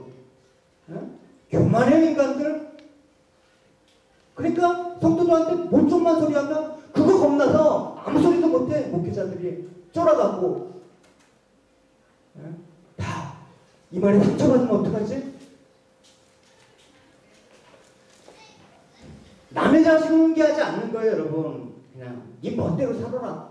그러나 신자에게서 고통이라는 인생의 종량은 하나님의 진노가 아니라 하나님의 사랑 가운데 있다는 거예요, 여러분. 그러니까 고통 중에서도 나는 하나님을 신뢰합니다. 나는 하나님을 구합니다. 그런 모습을 하나님께서 원하신다는 거예요. 여러분, 신뢰의 대상이 되기 위해서는 이 사랑과 능력의 두 가지 조건이 다 충족이 돼야 됩니다. 어느 한 가지만 있어도 안 되는 것입니다, 여러분. 그 두 가지. 그래서 예수님께서 너희들은 이렇게 기도해. 하늘에 계신 아버지, 전지전능한 하나님께 어떻게 하라? 구하라. 왜? 그 하나님은 사랑의 하나님이고 능력의 하나님이니까. 이 두 가지 조건 변수를 만족시키지 못하는 대상을 의지하는 걸 뭐라고 합니까? 우상숭배라고 하는 거예요, 여러분. 하나님보다 의사를 더 신뢰? 우상숭배입니다. 이 강력한 치유의 말씀보다 새로 나온 항암제가 더 좋아? 우상숭배입니다. 하나님 그걸 싫어하세요, 여러분. 지금 예배 드리는 것보다 돈 한 푼 버는 게 좋아? 우상숭배입니다. 여러분 보십시오. 사람은 안 바뀌어요, 잘. 그 세계관이라는 게 참 진짜 완고하단 말입니다. 언제 부서집니까? 이 방법 저 방법 다 하다가 안 될 때 주에 손 들고 옵니다. 우리가 그렇게 완악하다니까요, 여러분. 한번 보십시오, 복음서에서. 이 혈액병 앓는 여인의 얘기를 봅시다. 제가 27절까지 얘기했습니다. 연투에 혈액병을 앓는 한 여자가 있어 많은 의원들에게 많은 괴로움을 받았고 있던 것도 다 허비하였으니 아무 일용도 없고 도리어 더 중하였던 차에 예수의 소문을 듣고 무리 가운데 섞여 뒤로 와서 그의 옷에 손을 대니 내가 그의 옷에만 손을 대어도 몸을 얻으리라 하더라. 이에 그의 혈루전이 마르되 병이 나은지를 보매 깨달으니라. 혈병이 나는 여인의 이야기 다 아시지 않습니까? 12년 동안 이 병 하나 치료하기 위해서 수많은 돈을 썼어요. 아무用도 없어요. 도리어 더 중하해졌더라. 그러니까 심각한 그 당시 어떤 의료 수준으로는 고칠 수 없는 불치병이겠죠. 그럼에도 불구하고 놓지 않았어요. 그래도 여기도 아마 혹시 비법을 제시하지 않나? 민간요법, 대치법, 유용하다는 의사 다 찾아갔겠죠. 치료가 불가능했던 상황입니다. 그리고 이 당시 율법에 의하면 이 병은 부정한 병으로 간주되어서 사람들을 가까이 갈 수 없습니다. 격리해야 됩니다. 그러니까 불치병 때문에 육체적 고통도 재산마저 있고 심지어는 그 사회로부터도 격리되었던 마지막 한계에서 예수님 옷자락 붙고 예수님 살려주세요. 우리가 그런 존재라는 거예요. 아무리 이렇게 얘기해도 그러나 그래도 자기 세계관을 탁 쥐고 이거는 못 놓치요. 이게 안 붕괴되어진다니까 인간이. 아주 완고해요. 그러나 그 마지막 한계의 상승이 여인이 죽음 직전에 이 여인이 그리스도를 만나서 영혼의 구원을 얻게 되는 축복뿐만 아니라 육체 질병까지도 치유받는 거죠. 이런 일이 어떻게 만나? 이 여인이 겪고 있던 고통이 있었기 때문에 그렇습니다. 이 여인이 아마 좋은 의사 만나서 병을 고쳤다고 칩시다. 그러나 구원을 못 받았을 거예요. 그게 축복입니까? 이 고통이 내가 어떻게 할 수 없다라는 이 막막한 상황들이 그리스도께 더 다가가도록 만든 것입니다. 이런 병으로 인해서 고통이 없었다 그러면 그냥 안락한 삶 속에서 예수가 뭔지, 예수는 그냥 나의 삶을 받쳐주는 세상의 영양제 같은 거야. 목사님이 기도만 해주셔? 이러면 할 말이 없어요. 이 고통 속에서 모든 걸 잃게 되자 이제 마지막으로 이제 됐다.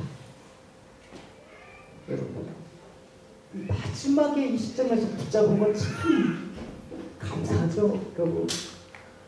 인간이 그만큼 부서지기가 어렵다는 거예요. 언제 여러분 나는 언제 부서질까? 그래서 우리가 당하는 고통은 결국 하나님께서 인간을 은혜로 인도하는 통로가 되는 것입니다. 어리석은 인간은 삶이 평안하고 교만해지면 하나님을 의지 않지 않습니다. 그러니까 고통당하고 그로 인해서 인간의 나약함을 알게 되면 그때서야 하나님 찾고 의지한다는 것입니다. 그러니까 고통은 여러분 어떻게? 진정한 의미에서는 복이 되신 하나님을 찾게 만드는 통로가 된다라는 거예요. 그 고통을 두려워서 여러분 그 직면한 고통이 두려워서 이거를 어떤 인위적인 방법으로 제거한다 그러면 불행히도 여러분 그것은 좋은 결과를 얻을 수가 없습니다. 그래서 다시 이렇게 고백하죠. 같이 읽읍시다. 시작. 고난당한 것이 내게 유익이라. 이로 인하여 내가 주의 인내를 여기게 되나이다. 고통이 주어질 때 그게 내게 유익이 됩니다. 하나님 원망하거나 고통하지 마십시오. 내가 어떻게 하나님 이렇게 했는데 나에게 왜 이런 걸 주세요? 저 하나님께 잘했잖아요. 그러니까 이 여인과 같은 한계 상황 속에서 고통을 겪고 있다고 여러분 낙심하거나 좌절하지 마십시오. 그게 불신앙이라는 것입니다. 그 고통이 우리에게 더 큰 하나님의 은혜입니다. 그 은혜를 맛보게 하기 위해서 하나님의 섭리의 결과로 우리는 인식해야 되고 고통으로 인해서 우리가 세상에 대한 소망이 멀어질수록 우리는 그만큼 우리를 향하신 하나님과 더 가까워지게 된다는 사실을 여러분 잊지 않으시기 바랍니다. 이 혈병을 앓던 여인은 예수님께서 나오기 전에 인간적인 방법을 다 동원했습니다. 그렇지만 모든 걸 허비해 마지막으로 예수님에 대한 소망. 이 여인이 한 게 뭐 거창합니까 여러분? 예수님께 나온 게 여러분 거창한 뭐 어떻게 가운 입고 여러분 뭐 그냥 돈다발 이렇게 쌓아갖고 이렇게 하고 뭐 이런 거 했습니까? 저 옷만 만져도 내가 나게 가는 너무나 여러분 심플하지 않습니까?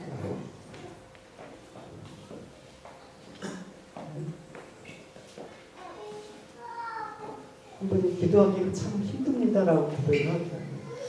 그래서 기도하기가 왜 힘들까요? 어떻게 하면 좋을까요? 라고 물어봤죠.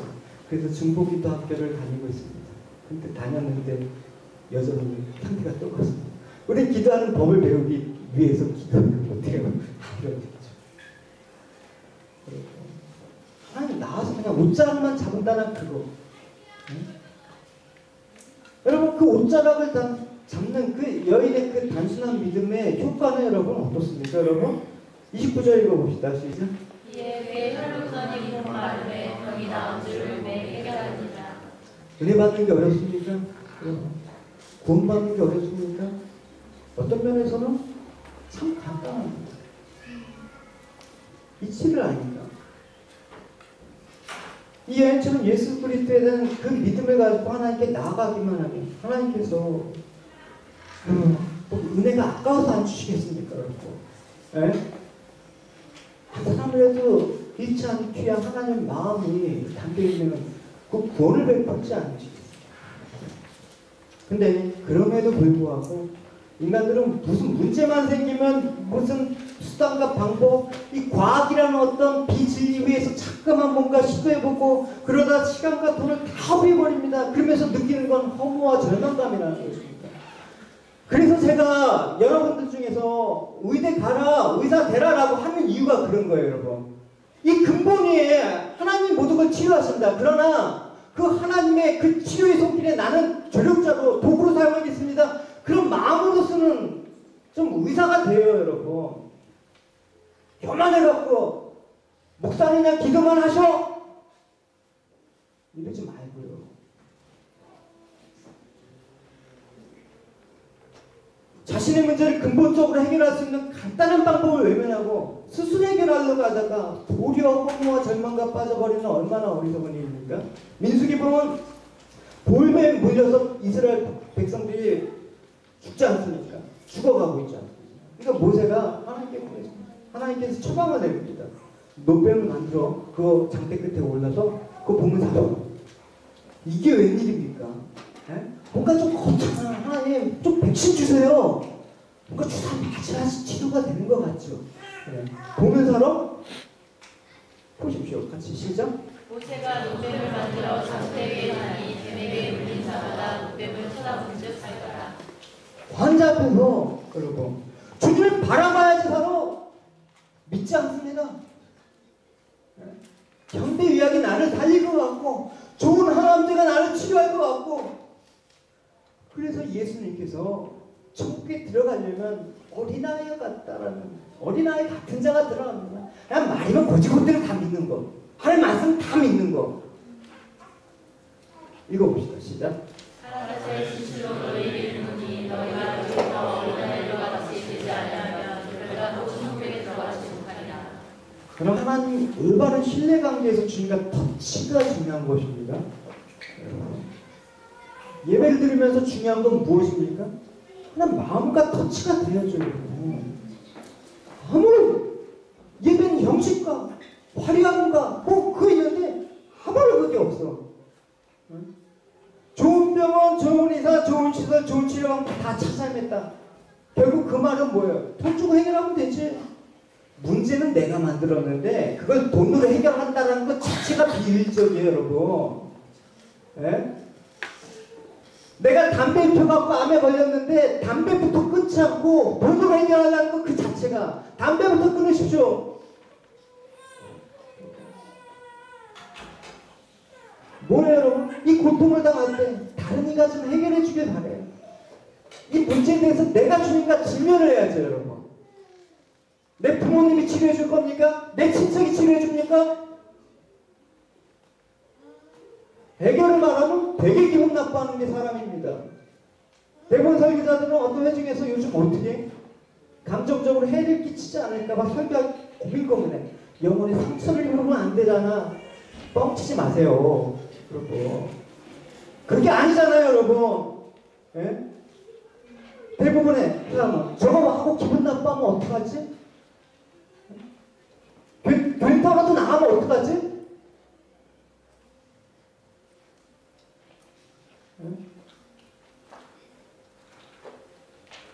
여러분 잘 모르시겠지만 목사는 목사를 알아요. 여러분 명단에 성조 형제 만났어요. 뭐 여러 가지 이제 지난 날도 있고 정리를 해야 돼. 걔도 새침발 해야 되잖아요. 어쨌든 예?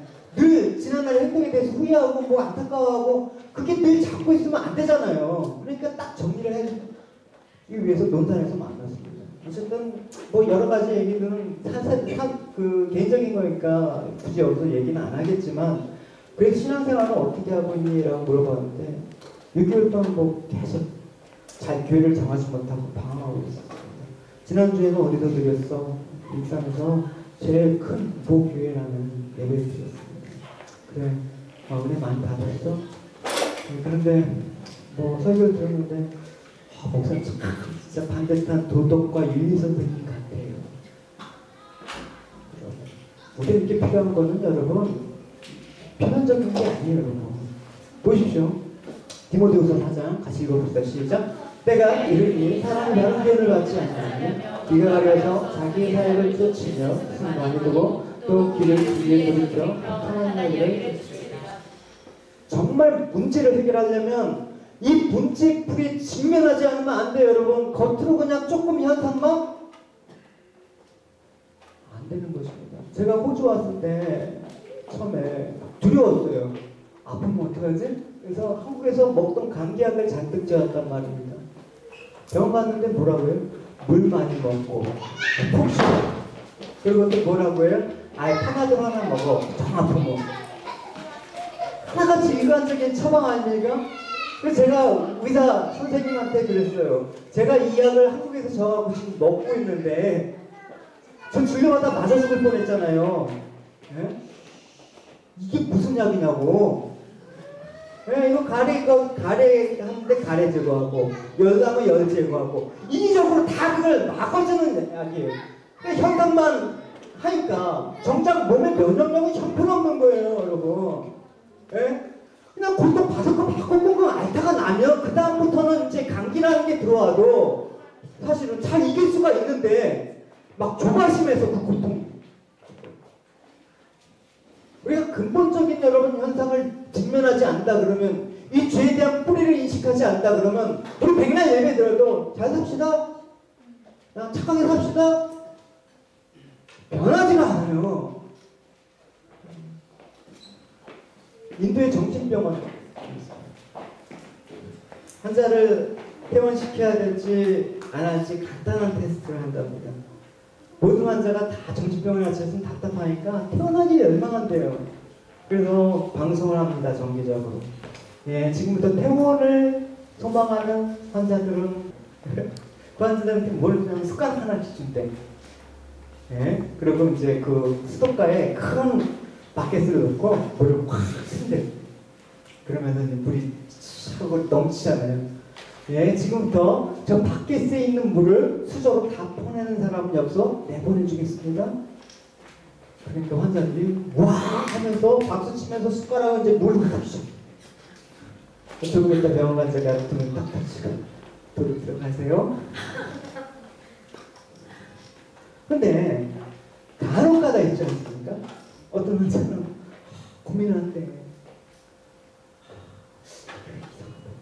그래서 고민하다가 수도꼭지부터 잘못해. 그 사람은 저걸 퇴원할 수 있는 가능성이 없습니다. 수도꼭지가 틀어져 있는 한 아무리 해도 퍼낼 수가 없는 거예요, 여러분. 네? 지금 현대 의학이라 하는 거대한 암센터가 하는 일이 그런 거라는 거죠. 어떤 숟가락으로 퍼야지 빨리 줄어들더라. 어떤 것에서 숟가락을 놓고 해야지 최단 거리를 퍼낼 수가 있더라. 잠깐은 괜찮아지죠, 여러분. 그 근본 원인을 제거하지 않았는데, 여러분 그게 치료가 됩니까, 여러분? 잠깐 예배 들으면 여러분 살아나죠. 왜? 뭔가 가렸던 부분이 싹 긁어지는 것 같아요. 목욕을 시켜야지 때 때문에 안 간지럽죠, 여러분. 네? 다 수도꼭지를 틀어놓고 어느 숟가락이 좋을까? 숟가락 모양은 되게 많아. 숟가락 디자인도 다르게 푸는 방법도 많이 개발돼. 이런 거예요, 여러분. 수도꼭지를 왜 잠그지 않을까요? 시장이 줄어들기 때문에. 누구도 원하지 않기 때문에. 제 뿌리를 왜 건들지 못합니까? 아, 장사 안 되잖아요. 교회 장사 안 되잖아요. 장사꾼은 고객이 많아지길 원하기 때문에. 고객이 단골이 돼야지 먹고 살죠. 네? 고객을 가장 많이 확보하는 길은 뭐예요? 진단을 빨리 해야 돼. 조급하게 해야 돼. 한국에 제일 발달된 게 뭡니까? 종합검진, 조기진단. 이렇게 많이 하는 나라가 대한민국밖에 없습니다. 그걸 보고 우리는 뭐야? 아, 의료기술이 좋다. 암을 좋게 발견해서, 연기에 발견해서 참 좋다. 그건 문제에게는 도움이 안 되는 거예요. 그 통계 자료나 이런 걸 보고 얼마나 여러분 허상인지 좀 알게 됐습니다. 제 입장에서 의사가 말하는 걸 지금 근거로 한 거예요. 같은 업종에 종사하는 사람들끼리. 암 10년 생존율이 뭐 예전에는 되게 낮았어요. 뭐. 에? 근데 지금 생존율이 되게 높아요. 50%가 60%가 넘어가. 근데 이게 뭐냐면 옛날에는 3, 4기 말기 암환자니까 10년 생존율이랑 팍 줄어드는데 요즘은 어떻게? 연기. 그러니까 그것도 암 환자를 분류한단 말입니다. 그 사람은 10년도 더 살아요, 여러분. 그러니까 그걸 통계 보니까 암 치료율이 높아지는 거죠, 여러분. 갑상선암을 착한 암이라고 얘기해요. 야, 아무튼 착한 암, 나쁜 암으로 구별해서 대단해요. 암, 갑상선 아까 얘기했잖아요. 0.5mm만 있어도 그냥 무조건 제거해버려, 수술해. 한국의 갑상선암 환자들이 그렇게 많아요, 여러분. 다 약 먹고 있어요. 근데 말 들어보니까 이 0.5cm 갑상선암이 여러분 2배로 커지기 위해서 10년이나 걸린다고 합니다. 10년 동안 죽으라도 안 죽어요. 그거는 내 삶을 돌이키고 하나님의 창조의 섭리에 따라서 말씀에 순종하면 그 0.5cm는 평생 갖고 살아도 돼요. 근데 없애야 돼? 근데 그 없애는 과정에서 끝까지 살아남은 그 0.001mm짜리 하나가 다시 건축시켜. 너 나 괴롭혔지? 응? 그래서 노절 만들어. 투쟁. 이러면 어떻게? 쌍용자동차가 그래서 어려움을 느끼잖아. 다 공권력 투쟁. 그냥 죽여! 그러니까 어떻게? 그때는 없어진 것 같죠. 그럴 때 다시 모여놓고 나의 곳에서 죽지 않게 노래 부리고. 그런 거 아닙니까 여러분? 아, 이라크 후세인 악의 축이야? 제거해버려? 그러니까 IS가 등장한 거 아닙니까? 여러분, 왜 하나님께서 우리의 삶들을 위해서 악이라는 걸 존재하게 했어요, 여러분? 애초에 없으면 여러분 그런 고민 안 하잖아요, 여러분. 하나님이 존재케 하는 그 악은 선한 거예요, 여러분. 좀 이상합니까? 돌려 말하면 고통 자체는 선한 거란 말이에요. 결국은. 하나님 자기 입장에서 본다고. 그러니까 우리는 뭘도 회개해야 되는 거예요, 저부터. 하나님을 사랑하고 이웃을 사랑하라고 부름 받았는데 돈을 사랑하다 보니까 시장을 키우는 게 당연하지 않습니까?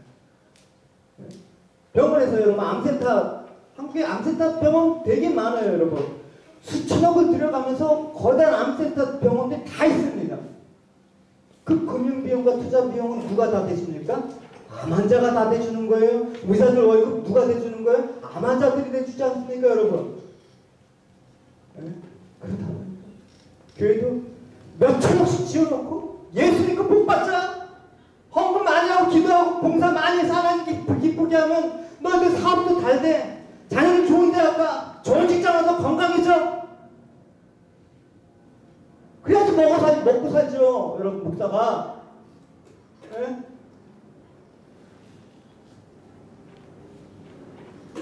당일 일정 마치고 싱가포르 비행기 22시간 탔어요. 그래갖고 저녁 때 이제 그 동네로 쭉 일정 마치고 이제 잠자리 청하려고 하니까 또 어느 교회에 다니는 집사님 부부가 또 찾아왔어요. 전 모르는 분. 뭐 새벽 예배도 빠짐없이 잘 들고 교회도 잘 생기고 성경 공부도 잘하고 있고 뭐 남편분은 학원 사업을 꽤 크게 갖고 안정적으로 하고 아내도 좋은 직장을 다니고 있고 겉으로 보기에는 신앙생활 잘하지 남편 조건들을 다 갖고 있더라고요. 근데 힘들어 죽겠다고 찾아와요. 왜? 세상에 치열한 삶을 이기 위해서 예배도 열심히 드리고 기도를 하는데 이제는 한계가 오는구나. 왠지 이렇게 기계적인 것 같고 기쁨도 없고 내 열심히 뭔가요? 왜 이렇게 힘들죠? 한참 얘기하다가 결론을 얘기했습니다. 수도꼭지 잠그세요. 여러분 세상을 위해서 스피드도 달려오잖아요. 지금도 열심히 달려가지 않습니까? 근데 주님께서 브레이크를 밟으시면 속도 줄이십시오. 우리 가장 본질적인 문제는 하나님과 깨진 관계로 살아가기 때문에 자연과도 원수가 되고 내 자아도 깨지게 되고 수도꼭지를 잠그면 이제부터 초조할 필요가 없습니다. 그때부터 숟가락을 퍼내도 언젠가는 퍼지게 돼 있단 말입니다. 예? 국자를 안 퍼내도 이걸 잠궈야지만 되죠. 뭔가 빨리빨리 해야지 남에게 뒤지지 않는 것 같고 남들 다 저 나이에 직장만 하고 남들 저 나이에 다 저기 뭐 과장 대리 뭐 부장 진급했는데 난 이게 뭔가 하면서 빨리 내려놓으십시오, 여러분. 그러니까 뭐예요? 예배도 그냥 빨리빨리 드리고 바쁜데 어쩔 때 그냥 예배 안 나면 유튜브로 그냥 좋은 설교 한번 때리지. 바쁜데 모일 시간이 어딨어, 여러분. 나 살기도 바쁜데. 그럼 여러분 치료가 안 됩니다. 예배를 통해서 치유와 회복이 안 일어나는 거예요, 여러분. 맨날 10년, 20년 예배 드리는데 이 집사 부부처럼 뭔지 모르겠어요라는 현상이 나온단 말입니다. 여러분, 내가 환자라고 했을 때 치료받는다고 그러면 한국 사람들 어떤 식을 갖고 있냐면 병원에 가야 돼. 여기 가니까 주사 안 맞으면 처음엔 이상했어요. 뭐 주사라도 맞춰야지 치료받는 것 같은데 아무것도 안 해. 우리 그래요. 네? 뭔가 병원에서 뭔가 해줘야지만 치료라고 생각한단 말입니다. 아팠을 때 밥 잘 먹는 것도 치료 아닙니까? 그냥 감사하게 모든 것들을 인정하는 게 치료 아닙니까? 그냥 같이 함께 웃어주는 것만도 치료 아닙니까, 여러분? 우리 삶의 모든 영역에서 그와 같이 하나님을 경외하는 마음으로 예배를 드릴 때, 하나님께 감사할 때, 범사에 기뻐할 때, 그래서 영혼의 치유가 일어나는 것입니다, 여러분. 그래서 말라기 4장 2절은 이렇게 얘기하고 있습니다. 같이 읽어보겠습니다. 시작. 내 이름을 경외하는 너희에게는 누룽이가 떠올라서 치료하는 방편을 하리니 너희가 나가서 외양간에서 나온 송아지같이 되리라. 누구의? 어떤 자에게 치유의 감동이 임한다고? 내 이름을 경외하는 자에게. 난 햇빛이 필요해 하면서 북향에 있어. 네? 존재는 북향에 있으면서 치유의 빛이 임하기 원합니까, 여러분? 방향을 바꿔야죠. 네? 북향집에 살면서 아무리 치유의 강선을 주십시오 해도 나한테 유효하지 않는 거예요, 여러분. 내 이름을 경외하는 자. 경외도 안 하는데 내가 한 번 네? 예배 잘 드린다고 내 삶이 바뀝니까? 그냥 원하시는 거 내가 다 했습니다. 완벽해요. 우리 삶 속에서 하나님의 이름을 경외한다라는 건 뭡니까, 여러분? 하나님 립서비스 여러분 속는 분 아니세요, 여러분? 백날 그리스도가 나의 주라고 해도 안 속는단 말입니다, 여러분. 진짜 하나님의 경외하는 것이 무엇인지 모르면 아무리 여러분 입을 여러분 백날 여러분 외쳐도 소용이 없단 말입니다, 여러분. 진짜 하나님을 경외하는 것은 하나님의 뜻을 존중하는 것입니다. 하나님을 사랑하는 자가 그 뜻대로 부르심을 받는다라는 걸 얘기합니다. 로마서 8장 18절 읽어봅시다. 시작. 우리가 여러분과 하나님을 사랑하는 자, 곧 그때대로 부르심을 입은 자들에게는 모든 것이 상력하여 선을 이루느니라. 어떻게 하나님 뜻대로 부르심을 자들을 어떻게 할 수 있습니까? 저 사람이 하나님 부르심을 입은 자들인지 어떻게 할 수 있습니까? 우린 모르죠. 그러나 하나님이 우리를 죄인 가운데서 불러주셨다라는 것은 어떤 눈에 보이는 증명서 갖고 있지는 않습니다. 서티피케이트가 있는 거 아닙니다. 성경 공부에서 제자훈련 받은 수료증인데 그런 거 아닙니다. 무엇을 보고 하나님의 부르심을 받은 자라고 알 수 있습니까? 바로 얘기하고 있습니다. 하나님의 사랑을 하는 자, 하나님의 사랑하는 자. 하나님을 사랑하는 자가 하나님의 뜻대로 부름을 입은 자라고 얘기하고 있습니다. 하나님의 뜻이라는 것은 원어적인 의미는 남이 보도록 전시한다라는 거예요. 하나님이 여러분들을 부르셨다 그러면 여러분 보석상인데 보석 감춰놓고 여러분 손님 큽니까? 아니야, 전시를 하지 않습니까? 여러분들 그렇게 드러나고 싶어요. 내 아들이야. 너희들이 암에 걸려서 그렇게 두려워갖고 벌벌 떠는데 얘네들은 안 두려워해. 얘네들은 그럼에도 불구하고 나를 믿어. 얘네들 고통 가운데서도 나를 신뢰해. 봐! 하나님 이걸 원하신다라는 거예요. 그걸 부르심으로 보여주신다라는 거예요, 여러분. 그러니까 고난을 허락하시죠. 진짜인지 가짜인지. 네? 고난을 당하면 마귀 주시래. 네? 고난을 당하면 다 후닥거려야 되는데 하나님을 사랑하는 성도 하나님 부르시는 자다. 그러니까 여러분 효준이가 암을 허락하신 그 상황과 현실을 잘 보자는 말입니다. 여러분 한 사람 한 사람 통해서 주는 상황과 현상들을 잘 보자는 말입니다. 그래서 하나님 뜻대로 그 상황과 현실을 잘 해석하면서 내가 하나님의 자녀로서 거룩한 삶을 살고자 할 때 이 공동체를 향해서 하나님께서 완벽한 선을 이루신다는 그 말씀을 여러분 잊지 마십시오. 네, 결론을 내리도록 하겠습니다. 좀 길어진 이유는 여러분 같이 은혜 나누고 또 따로 일정을 보고할 수 있는 시간이 없기 때문에 그냥 설교와 가정에서 같이 이렇게 했습니다. 그래서 여러분 결론적으로 여러분 각자에게 주어진 현실적인 고통을 극복하겠다라는 데만 초점을 맞추지 마십시오. 결국 여러분 암을 낫겠다는 그 목표를 너무 낮게 해서 내가 낫는 게 목적이라면 여러분 너무 낮게 설정하는 거예요. 그럼 잘 극복이 안 돼요. 여러분 보십시오. 공부 잘하는 애들이 어떤 애들인지 알아요? 네? 나는 이 시험에서 그냥 합격만 해야지. 만약 60점이 합격이라고 합시다. 그런 사람 꼭 59점에 떨어진다니까. 그것도 몰라요. 핑계가 있어요. 1점째로 떨어졌어. 친구가 그 전날에 그냥 소주 먹자고 방해만 안 했어도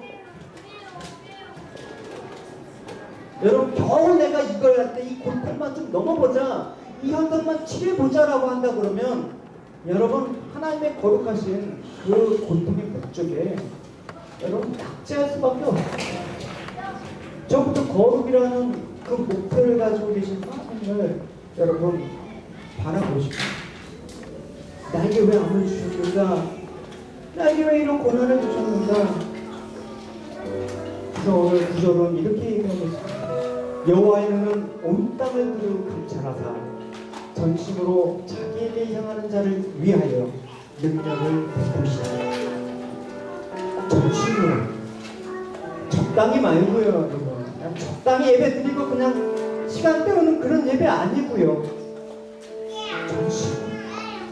이거는 상황에 따라서 태도가 다르지 않고 언제나 일관된 태도를 유지한다라는 뜻을 가지고 있습니다. 사람의 마음을 살피사 그의 진심을 보신 하나님은 언제나 변함없이 온전한 마음으로 하나님 당신을 찾고 의지하는 자들에게 성경은 뭐라고 얘기합니까? 넉넉히 빈다라고 얘기하고 있습니다. 그냥 간단하게 그냥 그것만 개선하는 게 아니에요. 로마서 8장 30절을 같이 읽어보시겠습니다. 그러나 이 모든 일에 우리를 사랑하시는 말미암아 우리가 영원히 이기리라. 네, 주님 안에서 지금 여러분이 갖고 있는 현실적인 고통 안에서 여러분 우리 넉넉히 이겨나갑시다. 할렐루야. 이제 슬퍼할 여유도 없고 이유도 없고 낙심할 이유도 없고 좌절할 이유는 우리에게 없습니다. 할렐루야. 힘 내시고 이 모든 것들을 선으로 일어나면서 주님의 일하시는 것을 기대하면서 더 열심히 주님 앞에 주님 바라보고 있는 여러분 되시길 주님의 이름으로 축원합니다. 같이 일어나서 찬양합니다.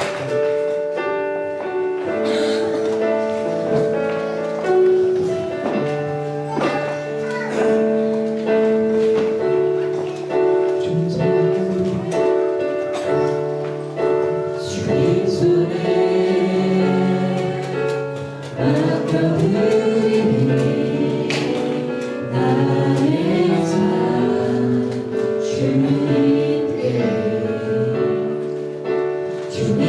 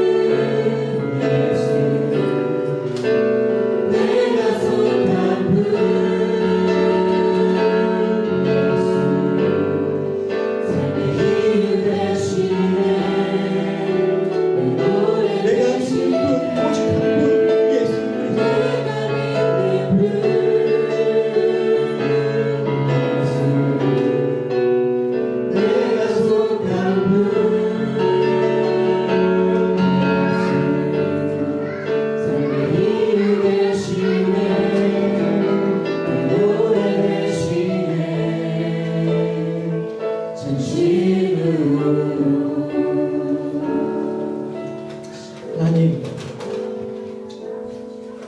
내 평생을 오직 여호와 하나님만을 바라보고 구원 한 변치 않을 그 믿음 가지고 하나님, 우리에게 주어진 모든 것들을 믿음으로 살아낼 수 있도록 해주십시오. 답답한 현실과 아버지 헤어나지 못하는 그런 상황 가운데 놓일지라도 하나님, 우리 마음 뺏기지 않도록 하나님 영원히 변치 않는 그 생명의 진리의 말씀을 하나님 붙잡고 하나님 한 걸음 한 걸음 하나님 이 모든 주어진 현실을 극복하고 주님을 바라보는 저희들 될 수 있도록 인도하여 주시옵소서. 참 참으로 하나님 많은 어려움들을 통해서 하나님 우리를 돌아보게 하시고 이 공동체를 거룩게 하시고 이 공동체를 통한 하나님의 영광을 아버지 드러내고 있어요. 하나님 이 과정을 우리가 온전히 바라보고 믿음으로 해석하고 이겨나갈 수 있도록 해주십시오.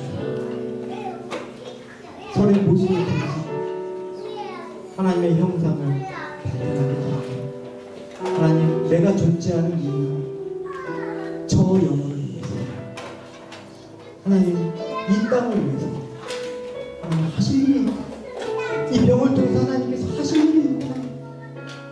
이걸 깨닫는다면 우리 보통 참으로 값진 것이며 우리의 통로가 되는 것을 고백합니다.